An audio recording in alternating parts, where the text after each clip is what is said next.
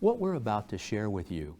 is informed by the knowledge and understandings we've constructed as people who help produce and edit the AIGA Design Educators Community, or DEC, scholarly journal, Dialectic.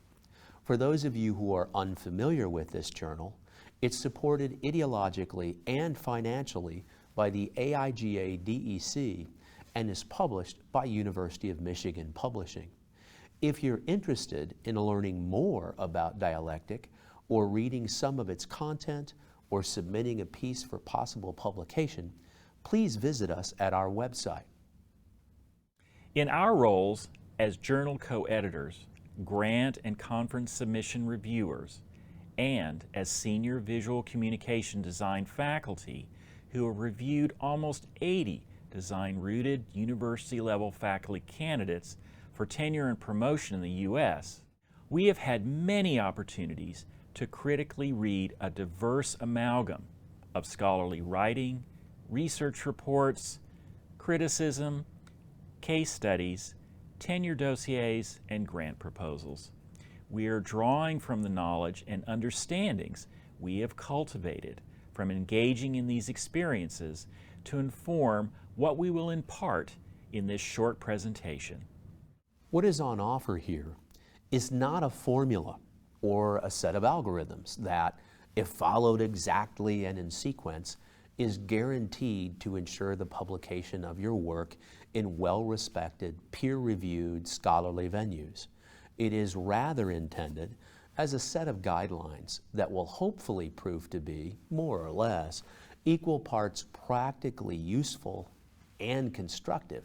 for those newly facing the challenges inherent in attempting to publish their research and scholarship in and around design education in reputable publications, as well as those who have accrued at least some experience doing this, but who are hoping to broaden their knowledge of and about these processes. We are not alone as journal editors and producers working in and around design, not to mention a myriad of other disciplines who repeatedly receive passionately worded, zealously recounted descriptions of some instance of what the author purports to be a novel teaching approach, methodology, or method, or the outcomes of planning and operating these. These pieces tend to be supported by examples of student work or documentation of a participatory project that involved a population or a community in need, or both. Simply put, these kinds of pieces can be described as, quote, I developed and operated a process that seemed cool to me, and then to my students and our collaborators, and then it actually turned out to be really cool. And the students learned a great deal, and our collaborators were really happy with the outcomes. The end, unquote. In this type of writing, the authors tend to avoid engaging in effective argumentation, which involves using well-articulated rationales for suggesting or doing something, or for drawing inferences or conclusions that are well supported by some type of actual evidence. In this context, rationales and evidence can be the results of the author's own research findings based on his, her, or their documentation of the testing of a prototype, or a process for making or doing, or the operation of a particular agenda. Merely informing an individual, like the reader of a journal, or an audience, that an action has been taken or an assignment has been delivered should not be equated with offering clearly articulated combinations of rationales and evidence. And lest anyone forget, these clearly articulated combinations of rationales and evidence are the two primary ingredients needed to fuel effective argumentation. Dialectic accepts submissions for publication across 7 categories for scholarly writing and 1 category for visual narratives or essays. The 7 categories of scholarly writing that we accept are one of 3 basic types: the position paper, the research paper, and the critical review. Our visual narrative or visual essay category accommodates submissions that are primarily comprised of visual imagery, like photographs or illustrations, or some combinations of these that work together to facilitate some type of visual storytelling. Each visual narrative we publish must be accompanied by about 1,000 words of prose that provides our readers with some well-crafted insights about why it was designed and how it either aligns with or counters a specific social, cultural, environmental, or political context. We have also had occasion to review a plethora of research papers and project summaries over the past couple of decades that are beset by similar flaws. They articulate what was developed, formulated, and performed to yield results from a single project, event, or operation, often with a relatively small and narrowly constituted end group. They are written as if almost no one else has ever thought to engage in this type of research before. So no, or very little, mention is made in the writing of where the endeavor is located or situated in the canon or landscape of other research that has been conducted in or around this area previously. These pieces are often presented as one-offs. I engaged in this singularly focused research project, and here are my results, without any, or often not nearly enough contextualization, failing to effectively reference the work of others who have engaged in work similar to what is on offer in a given submission, tends to indicate that the submission's authors are also failing to provide evidence to support whatever approaches, rationales, and processes are being described in the writing. Additionally, failing to effectively reference the work of others who have engaged in research, practice, or scholarship that could inform and contextualize the contents of a given submission tends to cause most reviewers to recommend against publication or funding. The people whose last names appear on this slide have become well known in the design education, research, and practice communities for publishing their scholarship regarding particular subject or topic areas. So, if you're writing about a research project you've been engaged in that involves participatory design, you should read at least some of the work published about this by Liz Sanders and Peter Stappers, and then cite key aspects of what they've published in your writing. If you're writing about issues that involve aspects of user experience design or human-computer interaction, you should read at least some of the work about this published by Bill Moggridge and Don Norman, and then cite key aspects of what they've published. With regard to both of the problematic types of writing described above, the lack of effective contextualization usually means that some crucial questions that should have been defined and addressed prior to attempting either the novel teaching approach, methodology or method, or the research project were ignored or simply not even conceived or considered. These include the following 3 questions, stated somewhat broadly to encompass a wide variety of situations. First, was the teaching innovation or research project informed by a specific extant approach and methodology, and if so, hopefully yes, which ones and why? Second, what were or are the objectives and goals, not the same things, of the teaching innovation or research project? And finally, what suppositions or hypotheses were tested during the operation of the teaching innovation or the research project, and why these in particular?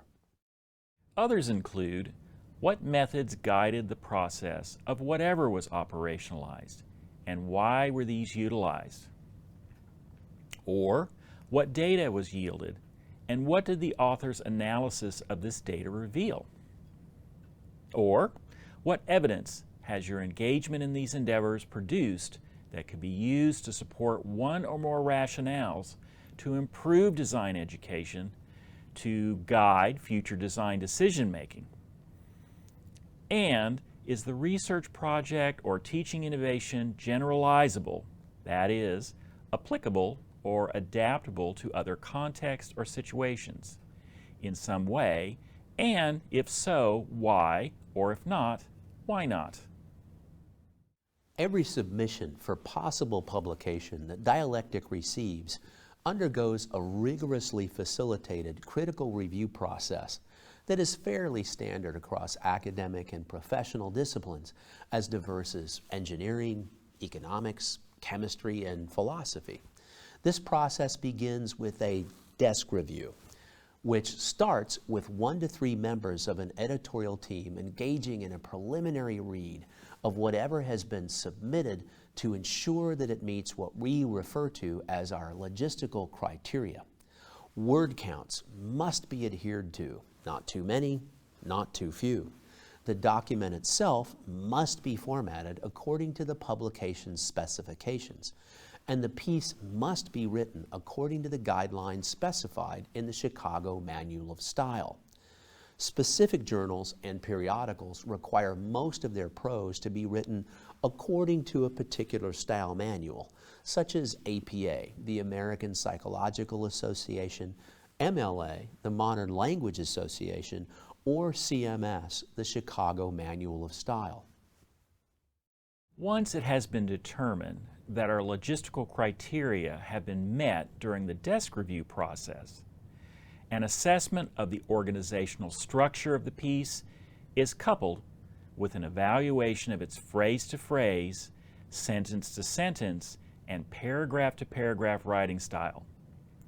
This is the phase of our editorial process during which roughly half of the submissions Dialectic receives are removed from consideration for publication. We use a method that we have come to call the Bell test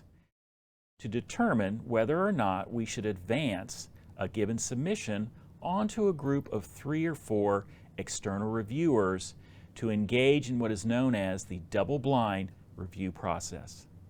The Bell test involves the writer of X piece of prose sitting at a table with 3 others who are unfamiliar with this prose and a concierge bell. A Bell test session begins by having one person at the table read X piece of prose aloud while the others actively listen. No one at the table should read their own prose aloud. In other words, this means that anyone sitting at the table can read anyone else's prose. As soon as anyone sitting at the table hears anything that doesn't quite make sense or doesn't work, they must ring the concierge bell. Whoever rings this bell must concisely and clearly explain why he, she, or they chose to ring it. The author of X piece of prose then records whatever the bell ringer says in writing. Finally, it is up to the person who had their bell rung to use the critical commentary offered by the bell ringer to improve his, her, or their prose. What follows is an articulation of the 9 most common reasons submissions are rejected during the Bell test process. Number 1, the phrase-to-phrase, sentence-to-sentence, and paragraph-to-paragraph use of prose in the piece are flawed grammatically or syntactically, or otherwise inhibit the effective readability of the piece. This is, unfortunately, an incredibly common problem. We have received a large volume of submissions that make it apparent that those who wrote them are unfamiliar with the simple but effective instructions for clear and concise writing articulated in Strunk and White's easy-to-read and utilize book, Elements of Style, or the somewhat more in-depth book, Stylish Academic Writing by Helen Sword. Number 2, the authors don't clearly state a thesis or essential argument or raison d'etre at the outset of their piece, which entails a clear articulation of not only what the piece is about, but why it would be worth a reader's precious time and energy to read its contents. Number 3, authors fail to situate how what they're offering or writing about fits into and differs from the larger context of scholarship that's already been created around the examination of the topics of their piece. Number 4, the authors make key claims in the piece that are unsupported by evidence or well-argued rationales. Number 5, the essential argumentative structure of the piece is poorly constructed and organized. Number 6, authors fail to clearly articulate meaningful or viable conclusions, or effectively crafted summations, or calls for further types of research at the culmination of their submissions. Number 7, the authors delve into details or get sidetracked in one or more areas of their narrative in ways that confuse their central theme or main message. Number 8, the piece has been written in a manner that assumes the reader possesses extant knowledge of whatever is being articulated or explained, so much so that crucial explanatory or contextually relevant information is left out. And finally, number 9, the authors use unnecessary or inappropriate jargon or purposefully obscure or use difficult language in an attempt to make their submission seem rigorous or serious. Only after a submission has been assessed to be worthy of further evaluation during the Bell Test review process does it advance to the next phase, during which it is read and analyzed more deeply by between 2 and 4 reviewers who have expertise in the subject matter that constitutes the submission. It is these reviewers who offer more probative critical commentary in writing to the authors of the submission so that they may execute whatever revisions, omissions, and augmentations that are called for by the external reviewers to ensure that it can eventually be published. Once these final alterations have been made, it is up to the managing editors of a given journal to decide whether to publish it or not. If, at this point, the piece is assessed to still need extensive rewriting, many journals will reject it, as they cannot afford to incur the time delay or the expense that rewriting may require at this juncture in the process. The need for more American graduate-level design programs to immerse students in learning experiences that challenge them to write better is a topic that requires a more broadly informed and deeply probative inquiry than can be articulated in this discourse. What is on offer in this closing section of the piece is a brief diatribe on the negative ramifications of this set of circumstances, along with the means to enact 2 ideas that have the potential to positively alter the negative effects of this. The key concept to understand here is that this shortcoming directly contributes to a large number of people embarking on careers in design education, management, or thought leadership who are ill-equipped to effectively meet one of the primary challenges endemic to all of these. They all require knowing how to structure and support essential arguments and rationales with evidence articulated in effectively communicative prose, as well as how to clearly express why particular types of data analyses were used to affect specific design decisions, and ultimately, knowing how to convey these in text that is consistently engaging. Doing these things well helps ensure that what a given design educator, manager, or thought leader has done can be validated in some way as attempts are made to advance whatever initiatives they have formulated and operated. It also helps ensure that the outcomes of various types of design strategies and decision making can be effectively assessed by means other than someone's intuitively rooted assertion that whatever was undertaken worked well or failed to. Not being able to craft effective scholarly writing restricts too many critical conversations about design and its effects on social, technological, environmental, economic, and public policy change to being constrained within the realm of how rather than expanding into the realm of the why. It also often prevents designers from being able to collaborate effectively with others from outside of our discipline who possess the abilities and the cores of knowledge necessary to do this well, and who are accustomed to having to express the significance of and providing validation for their work by means of writing well and then publishing what they have written. One of the central reasons offered in the previous section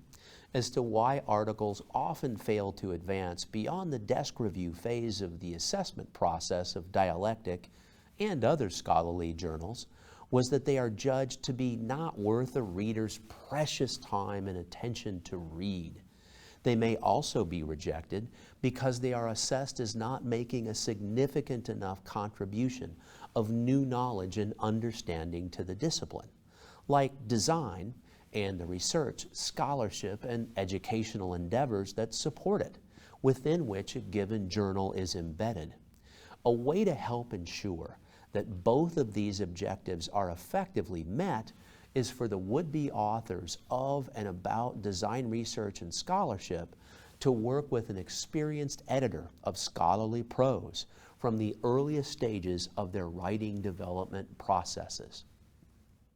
Effective editors will ask well-framed, broadly informed, deeply probative questions about why you have chosen to write about what you have, why you have chosen to operate whatever viewpoints or editorial stances you have, why you have chosen to structure your piece as you have, and why what you are writing about should be worth your intended readership's precious time. Effective editors of the type of prose that dialectic and other scholarly journals publish charge reasonable rates per hour or per the number of words they have to assess. And what you will spend to gain their wise counsel early on will more than make up for what you risk losing with a rejection or a sizable rewriting task that could have been avoided if it had been attended to earlier in the process. Finally, one of the aspects of co-producing and co-managing dialectic that has surprised us the most is, frankly, how taken aback or otherwise put off so many would-be authors from the realm of design and design education are when they are informed that their work has been deemed unacceptable for publication based on the criteria described earlier in this piece. Many have reacted with a kind of insulted incredulity when informed that their research approach does not effectively account for or locate itself within other similar research endeavors that have preceded it, or that their line-by-line prose is not suitable for scholarly publication,